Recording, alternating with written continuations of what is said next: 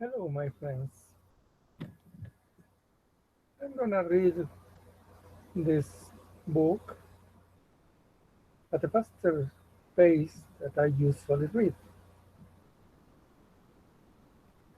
So let's begin. This book is The Greatest Salesman in the World. I will persist until I succeed. I was not delivered into this world in defeat, nor does failure course in my veins. I am not a sheep waiting to be provided by my shepherd. I am a lion, and I refuse to talk, to walk, to sleep with the sheep. The slaughterhouse of failure is not my destiny. I will persist until I succeed. This is from the ancient scroll, marked 3 in The Greatest Salesman in the World. Bantam Books by Okmandino. Next page.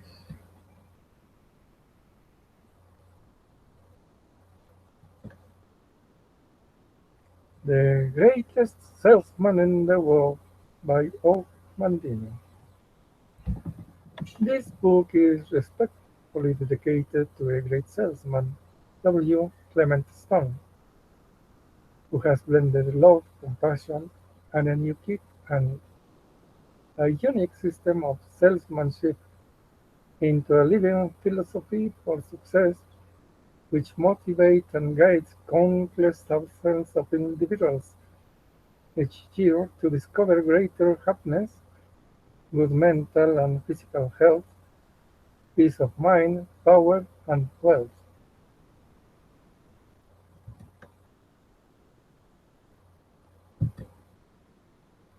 The greatest salesman in the world. Appreciations. The Greatest Salesman in the World is one of the most inspiring, uplifting, and motivating books I have ever read. I can well understand why it has such a splendid acceptance. Norman Vincent Peale. The, great, the Greatest Salesman, at last, a book on sales and salesmanship that can be read and enjoyed by veteran and recruit alike. I have just completed The Greatest Salesman in the World for the second time. It was too good for just one reading, and in all sincerity, I say that it is the most readable, most constructive, and most useful instrument for the teaching of sales as a profession that I have ever read. F.W. Origo, Manager, U.S. Sales Training, Park Davis and Company.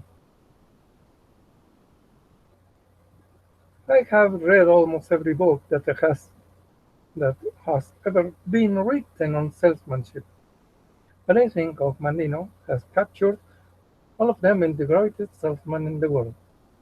No one who follows these principles will ever fail as a salesman, and no one will ever be truly great without them. But the author has done more than present the principles. He has woven them into the fabric of one of the most fascinating stories I have ever read. All J. Mayer, President, Success Motivation Institute Incorporation.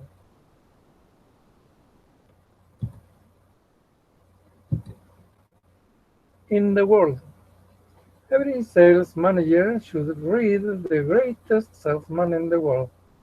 It is a book to keep at the bedside or on the living room table, a book to dip into as needed, to browse in now and then, to enjoy in small and stimulating portions. It is a book for the hour and for the years, a book to turn to over and over again, as to a friend, a book of moral, spiritual, and ethical guidance, an unfailing source of comfort and inspiration. Lester J. Bradshaw Jr., former Dean del Carnegie Institute of Effective Speaking and Human Relations. I was overwhelmed by the greatest salesman in the world. It is, without doubt, the greatest and the most touching story I have ever read. It is so good that there are two musts that I would attach to it.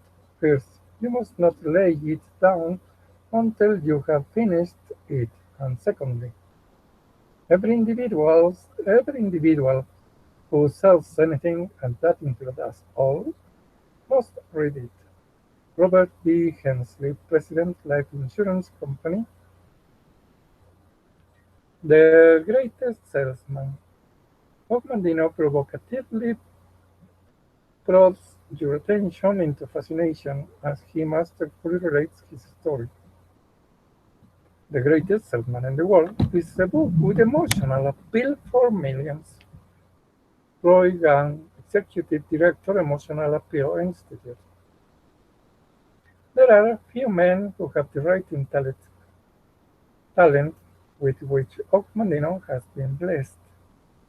The thoughts contained in this book symbolize the importance of selling to the entire world's existence. Salt Pork President, Pork Bros Incorporation. I have just finished the uninterrupted reading of The Greatest Salesman in the World. The plot is original and ingenious. The style is interesting and fascinating. The message is moving and inspiring. Every one of us is a salesman, no matter what his occupation or profession. Most of all, first here in the world.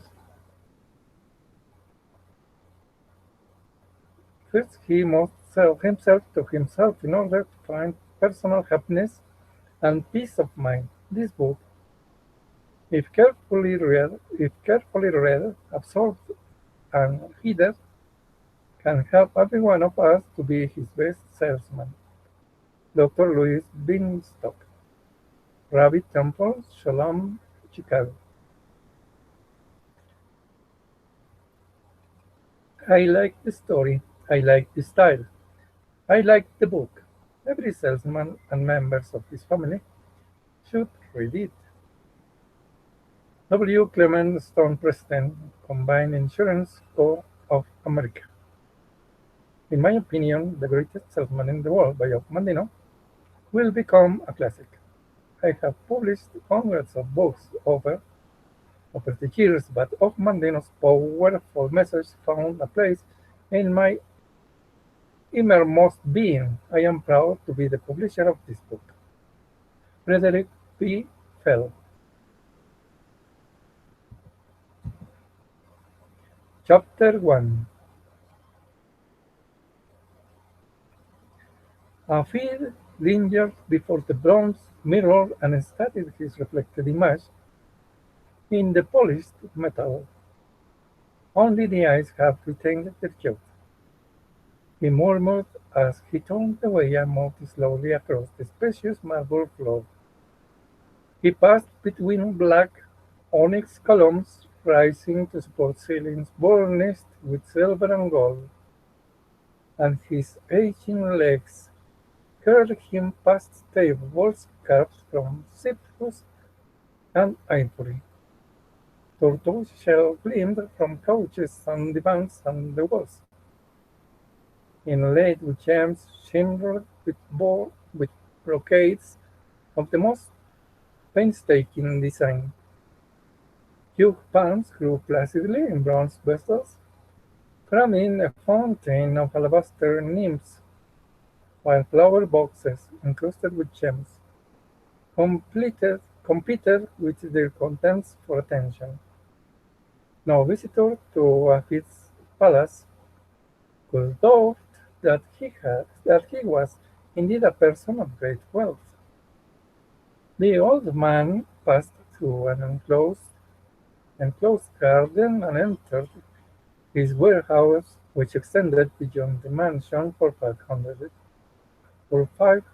paces. Erasmus, his chief bookkeeper, waited uncertainly just beyond the entryway. "Greetings, sir." Habib nodded and continued on in silence.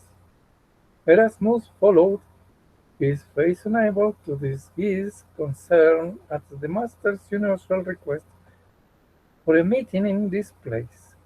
Near the loading platforms, Habib paused to watch goods being removed from baggage wagons and counted into separate stalls. There were wools, fine linens, parchment honey, carpets, and oil from Asia Minor, glass, figs, nuts, and balsams from his own country, textiles and drugs from Palmyra, ginger, cinnamon, and precious stones from Arabia, corn, paper, granite, alabaster, and basalt from Egypt, tapestries from Babylon, paintings from Rome, and statues from Greece. The smell of balsam was heavy in the air, and Hafid's sensitive old nose detected the presence of sweet plums, apples, cheese, and ginger. Finally, he turned to Erasmus. "Old friend, how much wealth is there now accumulated in our treasury?" Erasmus paled. "Everything, master." "Everything?" "Everything. I have not studied the numbers recently, but I would estimate there is an excess of 7 million gold talents. And were all the goods in all my warehouses and emporiums converted into gold, how much would they bring? Our inventory is not yet complete for this season, sir, but I would calculate a minimum of another 3 million talents." Hafid nodded. "Purchase no more goods. Institute immediately whatever plans are required to sell everything that is mine and convert all of it to gold." The bookkeeper's mouth opened, but no sound came forth. He fell back as if struck, and when finally he could speak, the words came with effort. "I do not understand, sir. This has been our most profitable year. Every emporium reports an increase in sales over the previous season. Even the Roman legions are now our customers for this. Do not sell the procurator in Jerusalem 200 Arabian stallions within the fortnight? Forgive my boldness, for seldom have I questioned your orders, but this command I cannot comprehend." Habib smiled and gently grasped Erasmus' hand. "My trusted comrade, is your memory of sufficient strength to recall the first command you received from me when you entered my employment years ago?" Erasmus frowned momentarily, and then his face brightened. I was enjoined by you to remove each year half the profit from our treasury and dispense it to the poor.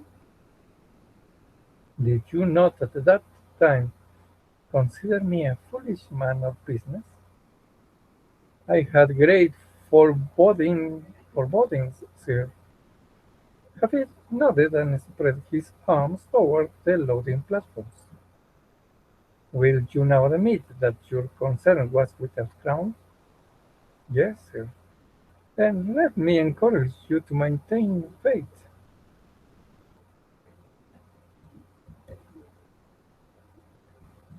Maintain faith in this decision until I explain my plans. I am now an old man, and my needs are simple.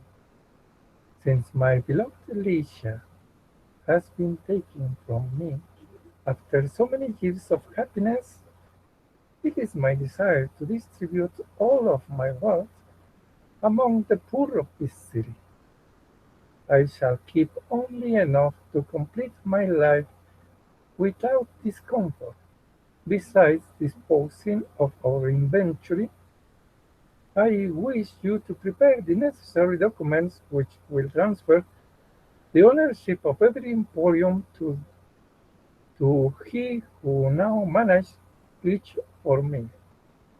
I also wish you to distribute 5,000 gold talents to these managers as a reward for their years of loyalty and so that they may restock their shelves in any manner that they desire. Erasmus began to speak, but Hafid's raised hand silenced him. Does this segment seem unpleasant to you? The bookkeeper shook his head and attempted to smile. No, sir. It is only that I cannot understand your reasoning. Your words are those of a man whose days are numbered. It is your character, Erasmus, that your concern should be for me instead of yourself. Have you no thoughts for your own future when our trade empire is disbanded? We have been comrades together for many years. How can I, now, think, think only of myself? Hafiz embraced his old friend and replied, "It is not necessary. I ask that you immediately transfer 50,000 gold talents to your name, and I beg that you remain with me until a promise I made long ago is fulfilled. When that promise is kept, I will I will then bequeath this palace and warehouse to you, for I will then be ready to rejoin Leisure." The old bookkeeper stared at his master, unable to comprehend the words heard. 50,000 gold talents, the palace, the warehouse. I am not deserving. Hafiz nodded. I have always counted your friendship as my greatest asset. What I now bestow on you is of little measure compared to your mending. You have mastered the art of living not for yourself alone, but for others, and this concerns has stamped thee above all as a man among men. Now I urge you to hasten with the consummation of my plans. Time is the most precious commodity I possess, and the hourglass of my life is nearly filled. Erasmus turned his face to hide his tears.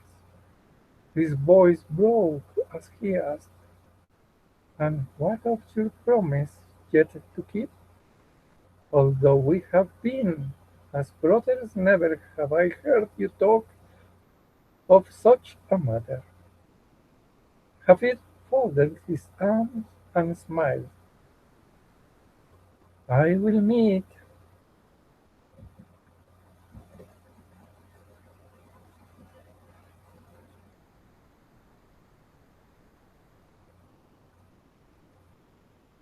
I will meet with you again when you have discharged my commands of this morning. Then I will disclose a secret which I have shared with no one, except my beloved wife, for over 30 years.